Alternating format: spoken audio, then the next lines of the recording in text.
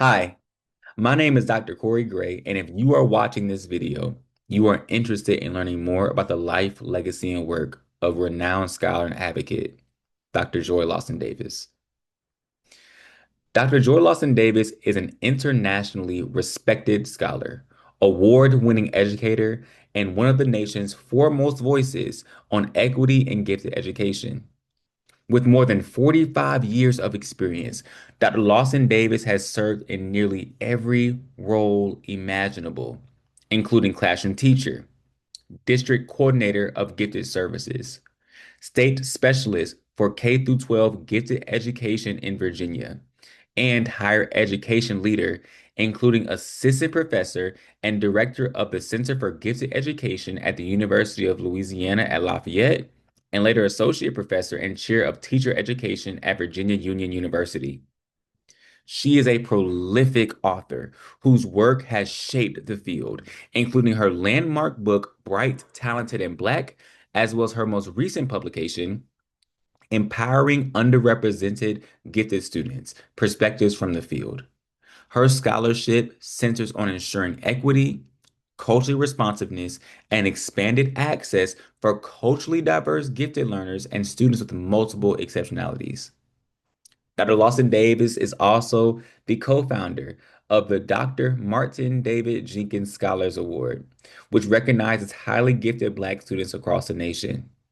Her contributions have earned her numerous honors, including the Council of Exceptional Children Talented and Gifted Diversity Award, and most recently, induction into the Bridges 2E Hall of Fame in June of 2025, along with being recognized as a 2025 Distinguished Service Award recipient for the National Association of Gifted Children.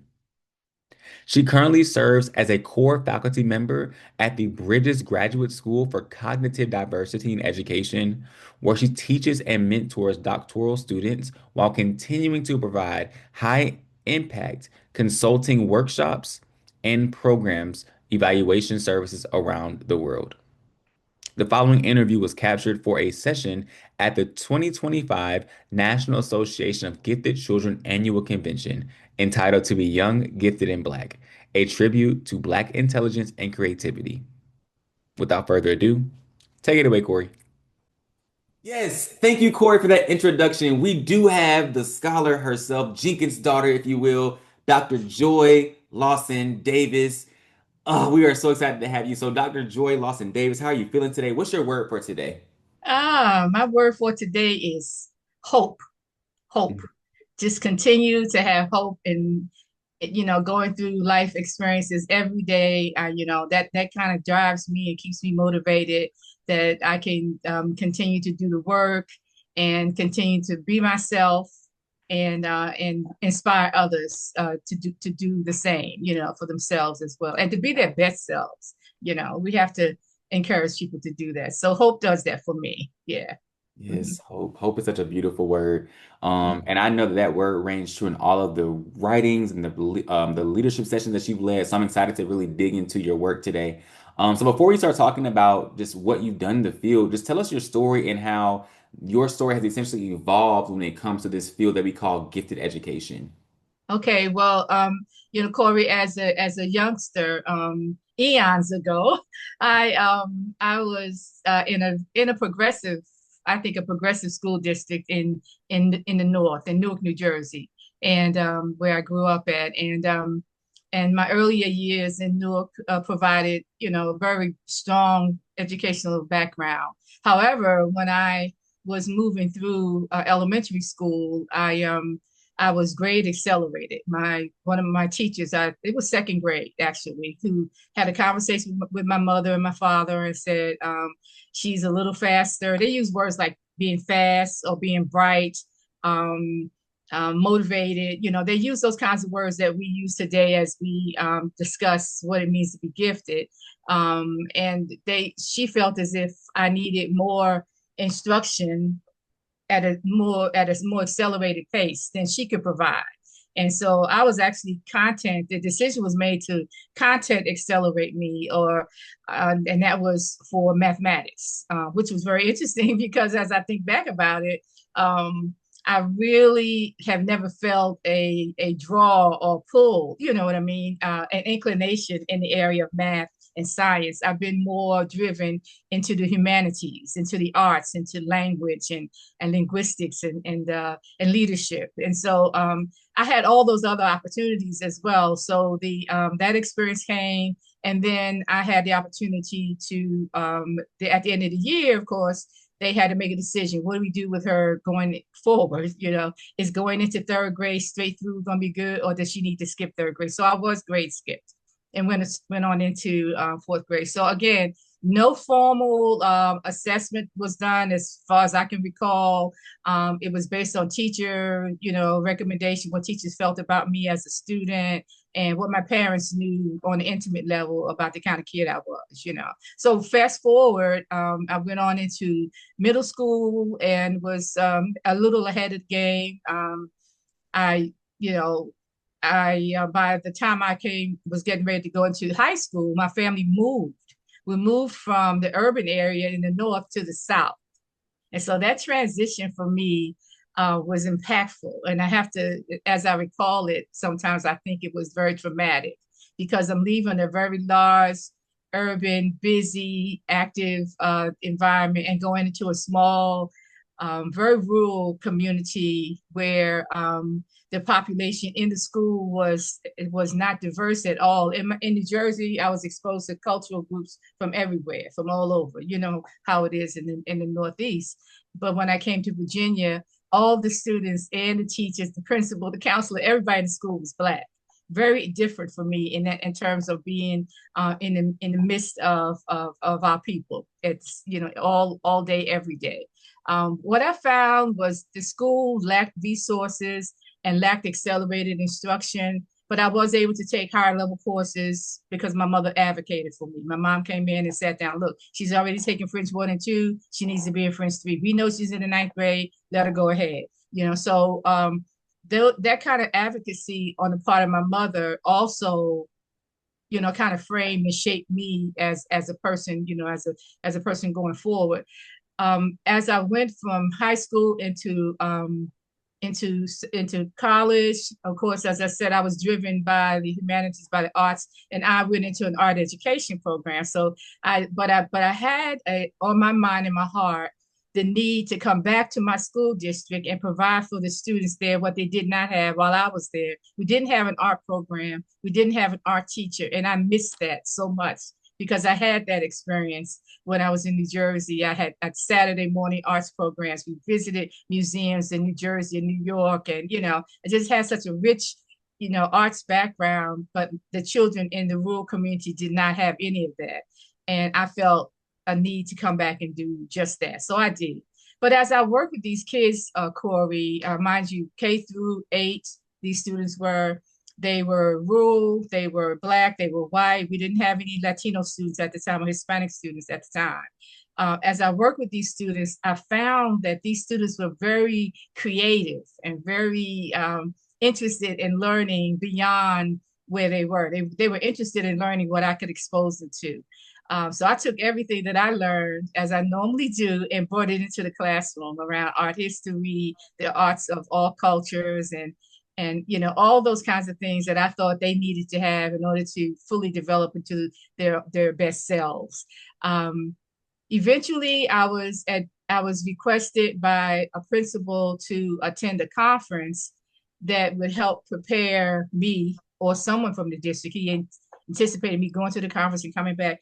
The conference was a conference about giftedness and intellectual development, high intellectual development. And for the first time, I was exposed to the scholars in the field. I remember even at that conference hearing from Robert Sternberg. That was a while ago, a long time ago. But you know, I remember hearing him during his early years and his development of the ideas that he had. And there were others. There was Richard Paul from New Jersey, talked about critical thinking. And so there were many others and Howard Gardner was just beginning his work also with multiple intelligence. And so, you know, I came in at the cusp of all of that, all of those new theories that were being developed to help us better understand how we should teach students to reach their greatest potential. And so I took I took a position at the local level as a gifted coordinator, the first gifted coordinator in this small rural district, the same place that, I finished high school at.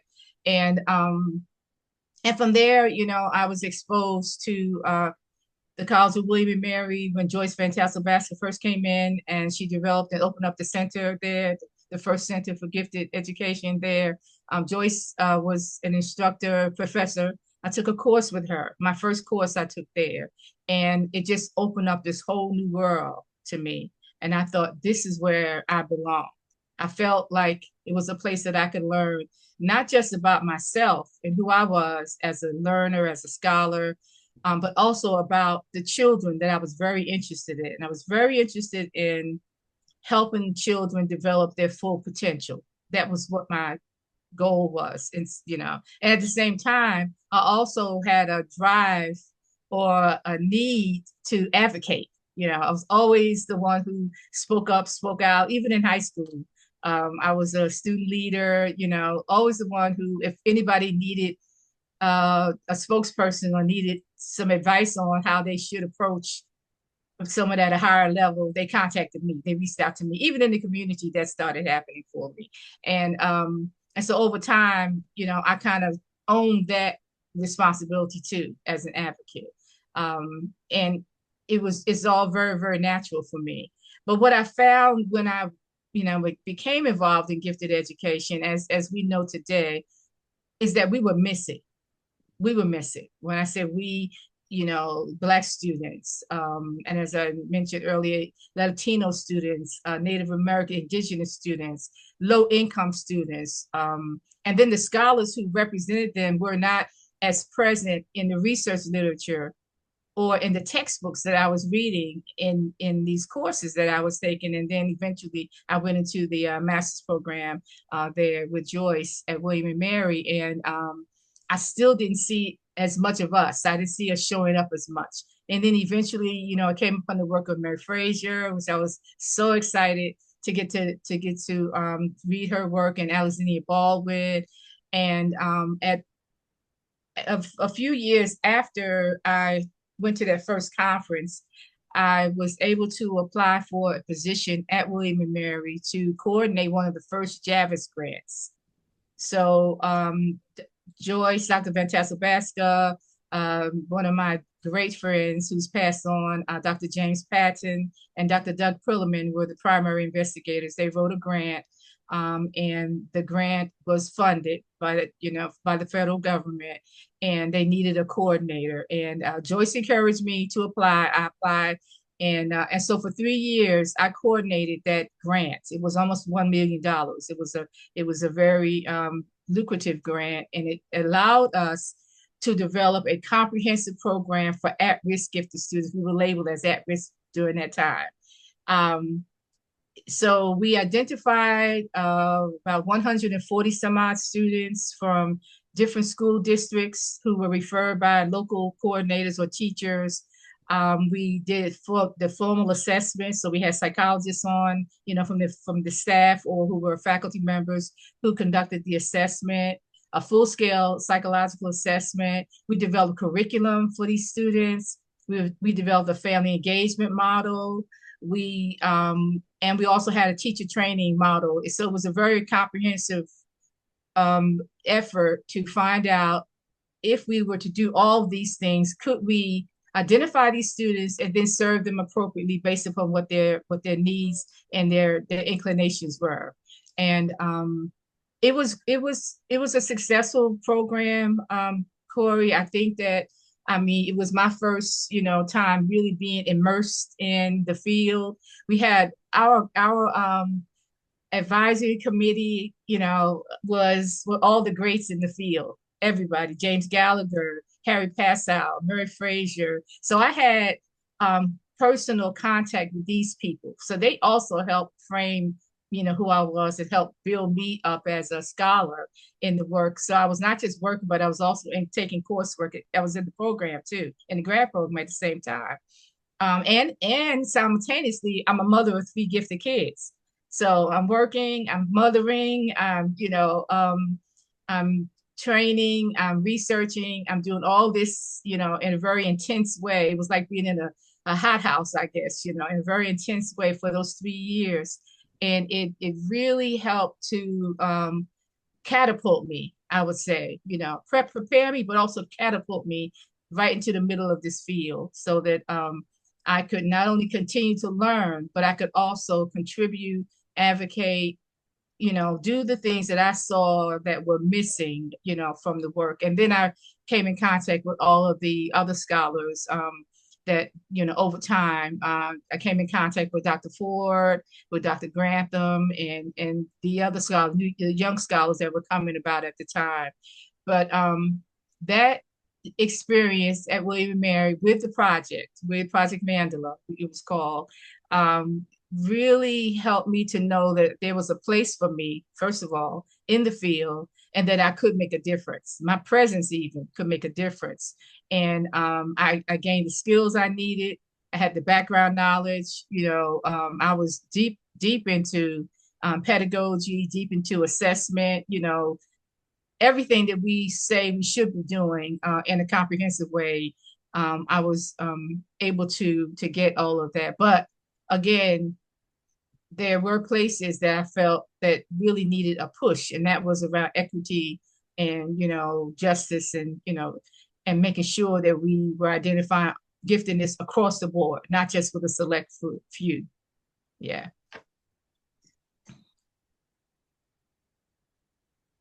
Dr. Joy Lawson Davis. Oh my gosh, what a life and what some the foundational experiences that you've had and the individuals that you were able to meet, even as you were sharing about, your early days and how you had a teacher pan for gold, like how Dr. Fraser said that she looked Mm-hmm. at you and saw the gold within you and was able to mine that and really pull out those gifts and say, yeah, she doesn't need to be in this math class. Let's push her on.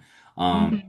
and then going beyond that with your mother advocating for you and making sure that you had advocates all over. So Mm-hmm. it's very clear that your life definitely had the right people and the right pathway to get you to where you Right. are now. So I'm excited I really want to dig in more, but I wish we had more time to talk because I'm like, oh, this is That's so okay. interesting. That's We can talk okay. during, we can talk during the conference more. But wow. Okay, so you spoke a little bit about that the scholars or the children rather that you were working with in your public school role as well as when you were working with this grant that there was some missingness happening there and you were able to identify some areas as far as equity and justice. Can you speak a little bit more to that as far as what were some of those areas that you noticed and how did the grant that you all start either address those or were there still some other areas that you feel like weren't addressed in that? Well, I felt like the grant made the effort to address it because in order to we did excuse me, we had like a talent development program where we actually sought out these kids, like a child find. Many years ago, in special education, funds were allocated to school districts, and there were people who were hired actually to go through our communities and look for children who had special needs. And so that was a child find. So we had something of a child find model wherein we allow school district people to actually identify these students who could use this service without they're having the same kind of intentional assessment that we provided once the students were identified as potential participants in the grant. Some of the districts that we worked with were more sophisticated than others. Some were large urban districts. Others were small, very, very small rural districts with a population size of about 1,500 kids in the whole district, and others were much, much larger. So, and they covered a wide range in terms of geography, in the state at the time. And so they came to us, these kids came to us without having the benefit of the services, and that was the reason why they were, identified for this program. So what we did use, we utilized, this is assessment I'm sure you may be familiar with, but we don't use it anymore. We use the Ravens progressive matrices, and that was a test that came about before the Naglieri, so that was something quite similar. So we utilized the Ravens. We utilized also the risk, other tests that have been traditionally used, to assess for high intelligence or giftedness. But we also incorporated the parent piece, the family engagement piece. We had a very strong family engagement piece, so that parents and or family members, we called it family engagement because we understood from the research around diverse populations that the extended family had a great deal of impact on the development of students within their particular cultures. And so within the Black culture, for example, we understood that the extended family was very important to the lives of these students. So it wasn't always just the mother and the father, or mother or father. It was also the grandparents or aunts and uncles. So the our family engagement piece enabled us to get to know these families better. We provided sessions, advocacy sessions for them, so they could understand what giftedness was all about. We taught them how to become advocates as well, and so we actually required that once the student was identified to participate, we required them to come to X number of sessions. If we did a 8-week Saturday morning session, 4 of those sessions, we had a couple of things going on. We were teaching the students, and we also had family engagement workshops. So the family engagement workshop, that the advice and support of a counselor, somebody who was there specifically for these students, and also the teacher training component was very important, because we knew that in schools these students were either not exposed to the accelerated or the advanced curriculum to the same degree as others, and or they also did not have teachers who had the proper training in gifted education and cultural competency. So we were doing the cultural competency piece, even back then. This was in the late 80s and early 90s. And so we understood that there had to be some specific curriculum pieces in place to help nurture them, in a way that was natural to the student. But we needed those teachers to be trained.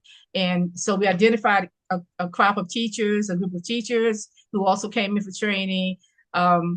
What I think we were not able to do was to take the model and replicate it the way that it was intended to be replicated. That piece of it was disappointing, to be frank with you, for me, because I felt like what we were able to do, what we were able to document, was that these students thrived in that environment. Their families were engaged. Their families wanted to be engaged. So we dispelled a lot of the rumors, a lot of the myths about Black families in particular, and low-income families. Because of our engagement with these families, we understood them better. And we wanted very much to help other educators in other parts of the country, in other regions, to understand these students so that they too could find these students, develop their gifts, and also provide a support system for the families going forward. Because without resources, we know this, without financial resources or capital that you need, sometimes students, they can be identified and you can serve them, but they still won't receive all the support that they need to have. So for me, the part that was the most disappointing was that we didn't have the opportunity, because once the funding was over, it was over. We didn't have the opportunity at that time. There was no system in place for replication of the model. So, what we learned, in many ways, we were able to utilize it, and those districts that participated, and maybe the educators, they benefited, but that was as far as it went.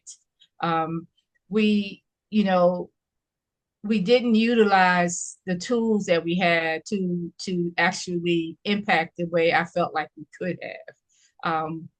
These students showed us who they were, and if we had the opportunity to capture or codify even their traits, I think it would have benefited many others who can find similar students in their spaces and do better, to identify them.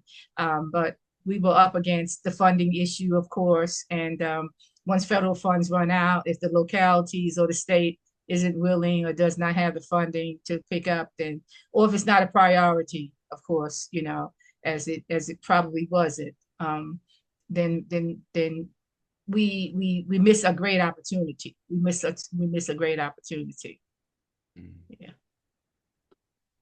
Wow.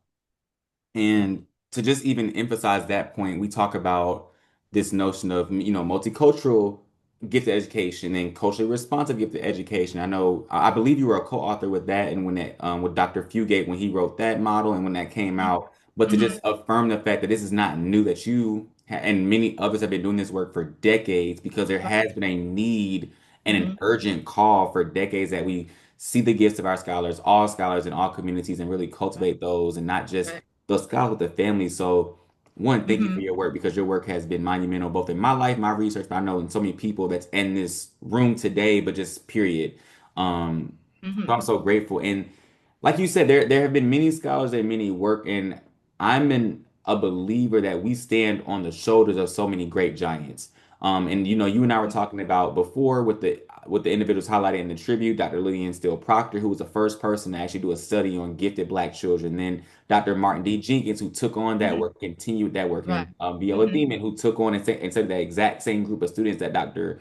Jenkins studied. So my next question is, how did you first become interested in Dr. Martin D. Jenkins and his research on intelligence and giftedness among Black children? Okay. Well, I had heard about Dr. Jenkins kind of in passing. And I say that, and I always want to make it clear that it, again, mind you, I'm studying gifted education as a discipline. And that entire time I was studying gifted education as a discipline in my master's degree program, I didn't see his name. I didn't know about him. But it was sometime later, when I was involved with actually with a national group. I was invited to come to DC. We actually had an office, where there was a young woman named Pat O'Connell Ross, who gathered together scholars from diverse backgrounds to talk about giftedness and gifted children. And we developed a paper as a result of having these several meetings. And so there were people there from the Native American population. Stuart Tonema is one who comes to mind. I always think about Dr. Tonema and his work with Native American populations. Ernest Bernal, Ernesto Bernal was there to represent the Latino population. Again, Dr. Frazier and Howard Spicker for the rural white students. So there were a lot of people who, we all came together and we had these conversations, or we drew upon their work. But what again, it wasn't Jenkins's name was not mentioned as much. And several years, again, fast forward, I was approached by two scholars to ask if I would write. They were putting together a book on the lives of people that they believe had a great impact on the identification of intelligence. And they wanted to do it in a broader way. So they wanted to include the work of someone like Jenkins, and um, and reached out to me and asked if I would write a chapter. And so that gave me an opportunity then to kind of think back about, where did I hear this guy's name? What was that all about? And I really started, like you mentioned, Dr. Proctor, and there's a Dr. Candidate. There are a number of other Black scholars who were in the field of psychology, who had already been looking into ways to refute the theory that people within the Black community were inferior. And so there was that big argument that was going on, during the early 1900s, and the white scholars and European scholars who were promoting, that theory, were able to get together, and they were able to develop assessment tools. Some of those assessment tools are the same ones that we're using today, to assess for intelligence. And yet, a person like Jenkins and others were not able to get their work published in the same types of journals, simply because they were Black. And as Jenkins went into grad school at Northwestern, Dr. Paul Whitty, Witty, became his mentor. And it was Whitty who helped Martin with his earlier research. And it was Whitty who kind of said, okay, and again, I'm just, assuming the relationship, other than, I mean, I read about it, but I'm just assuming that Whitty, as a white scholar, understood that he could help Martin to get his work out there by co-publishing, by co-authoring, and that was the way that they were able to get Martin's first publications around the assessment of black giftedness, of black genius. The case of B, the girl, that little girl from Chicago, that they went, they went into her home actually, and they did this assessment with her, and it was very well documented. All of Jenkins's notes, and actually, Corey, I was able to get copies of some of his notes even years later, as I when I went up to Morgan State, and it was very well documented. They used some of the same assessment tools that others had used, and so in publication of that piece, along with others, it was then, I guess, more widely known that Black students had the same level of intellectual, prowess, or the same level of superiority as others could have. And so his work was groundbreaking. To actually get that piece published, number one, in a journal that was not fair and not just, to Black scholars, was monumental. You know, and so when of course, all of that, as I did my research and I found out about that, I found out about his backstory. I didn't know his story. Once again, he was a gifted student, very advanced, attended a predominantly white school, so he has a story of his own. Again, for most of us, Corey, I think in this work, especially those of us who are known as equity activists, or social justice activists in this work, for most of us, it's very, very personal. It's very personal. We started in this work because of our own story, and it was Martin's story, I think, that helped him when he realized that somebody was out there saying that he's a Black man and he's not as intelligent as, and he realized it for himself who he was. He also knew who his parents were.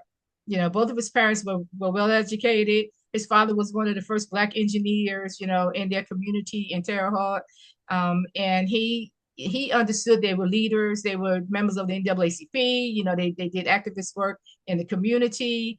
But he knew that in the wider community of scholarly work, his work and the ideas that he had about the potential for high intelligence and genius in the Black community was missing. And so that's why it was really, really important. And when first I went through a series of emotions when I first, really dug into this man's life. And I was disappointed. I was hurt. I was offended even as a scholar that I had read through a lot of other works, but not seen his work. It wasn't there. It wasn't lifted to the level it should have been. And so sure, I accepted the invitation to do the work, to do the research, to write the chapter. I was very pleased, with the result. But I knew something else had to happen too. I wanted more people to know about Jenkins. I wanted more people to accept and acknowledge. And I felt like it was something that, again, had been neglected, overlooked, ignored. I mean, essentially, it was his work was pretty much ignored for a long, long time. Yeah.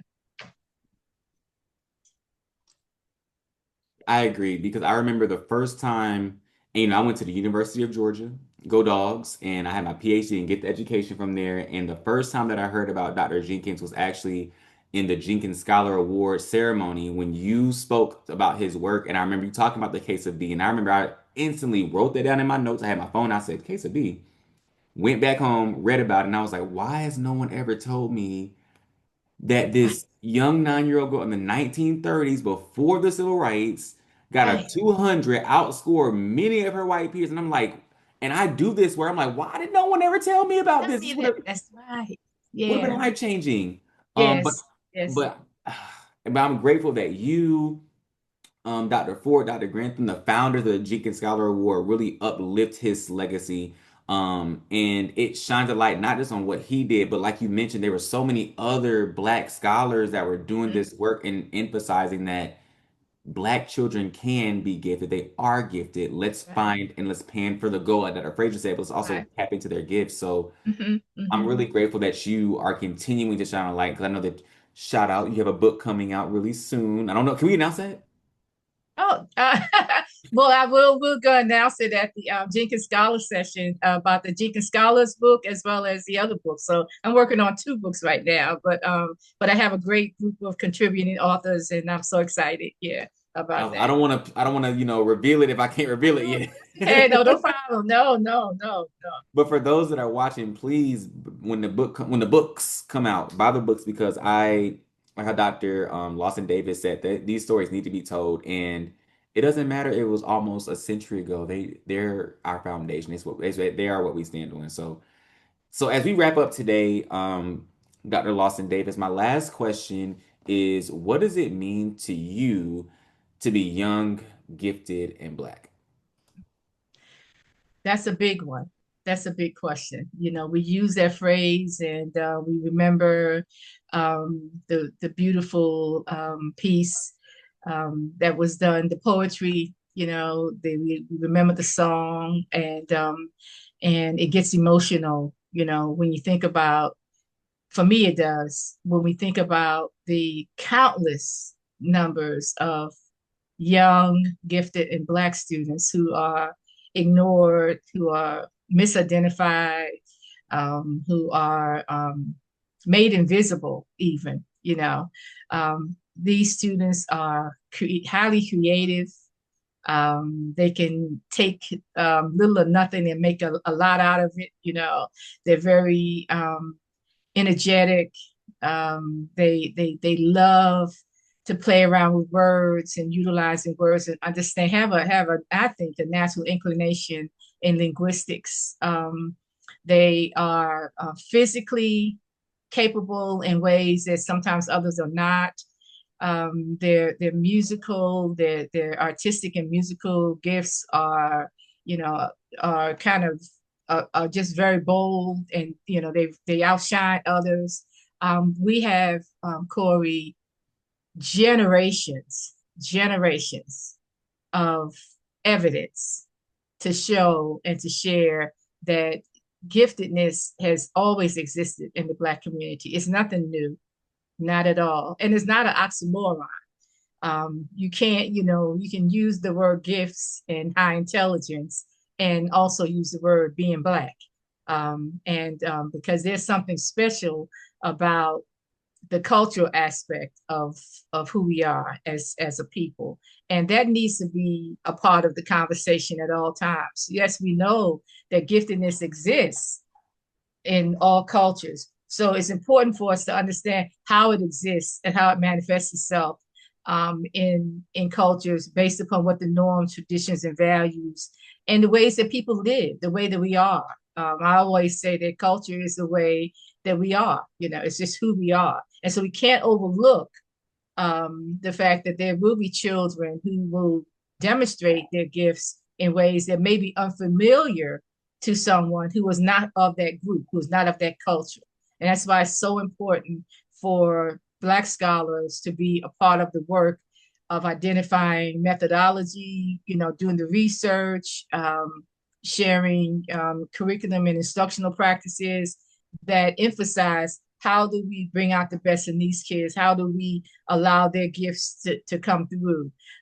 We need to be a part of it because we own that. You know, it's been our own experience, and we because how we have developed our own gifts or how our gifts have been developed, you know, have been reflective of who we are, what our culture is. You know, um, I can't ever forget, as I mentioned earlier, with my mother.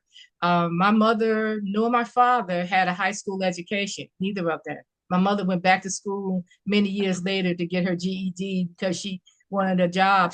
When we moved to Virginia, she wanted to have a job working in a daycare, and that they needed an assistant, but they wanted that person to have a high school. And my mother was brilliant, particularly in linguistics. This woman was sitting me on her lap when I was a kid reading reading to me, reading Langston Hughes, reading Alfred Lord Tennyson. I knew poetry by Tennyson when I was in the fourth and fifth grade because my mom sat down with me every day and she read books to me. She read poetry to me. And then we'd close the books up and she would recite. She would teach me to recite, she loved the words. She used to draw pictures for me. So that rich experience that I had, even in the household of parents who were not highly educated, told me that my people were gifted too. You know, we are gifted too. And so, it's important that my story, your story, the story of others are told, and that we're able to help manifest the same kinds of experiences for these other children that we may have had to enable us to be where we are today. Um, it's not easy. It's not easy because you oftentimes have to show up in spaces where, or you will be in spaces where you are discounted. You're not seen as a legitimate scholar. And I've had that experience for many years off and on, where I have this grounded experience in gifted education, but I'm only seen as a scholar who understands what Black giftedness is, and I don't understand the pedagogy around giftedness and high intelligence. But that's not true, because as I said, I read all those other books and those papers, and I had to write and analyze and have conversations, and I can rattle off the names of 50 scholars if you want me to, across cultural groups that I learned about, and some that resonated perhaps more with me than others.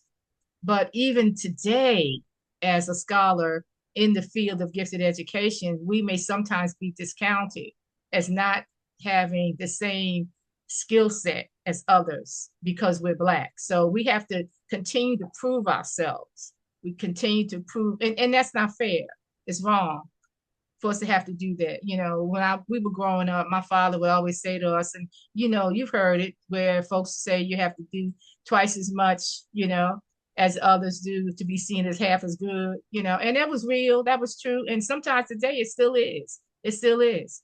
And so what we have to teach these children, while we understand their giftedness and we understand the communities they come from, what we also have to do is to teach them and shore them up, help them understand their role in society, but also help them to own their power as a gifted person, to own their power, so that they won't be discouraged, and they won't be, if others come along and try to discount them. When we live in this multicultural society, if we were all in the same group all the time together, that it may be different. But when we're in a multicultural set, and you understand what I mean, that when you're in a classroom situation, if you're the only one or the only one, there's two or three of us in there, and there's 50 others, then people oftentimes, unless you speak up, unless you share your views and your insights,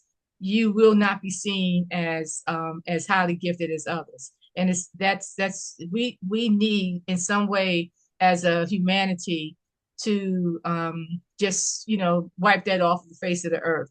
That whole idea, those ideas we have to ensure that the next generation of young people coming through won't have to experience what we experience, when it comes to injustices and just a total lack of regard and respect for who we are as Black scholars. I see it changing somewhat. You didn't ask that question yet, but I do want to say I see change coming about. I've seen more people involved in the field. There was a time when you'd go to an NAGC conference and there'd be 300 people in the room, and you see maybe 3 or 4 people of color in the group. But today it's different. When we go to the national conference, I'm always so excited to see new scholars coming to the field, scholars of color, scholars that come from different backgrounds. So excited to see you, Corey, and Ty, and others that are really doing some impactful work, and you're bold and you're creative, and you're in our faces, you're in folks' faces, and that's a good thing. We need to be out there. it disturbs me even today if I see advertisement about giftedness and I only see white children.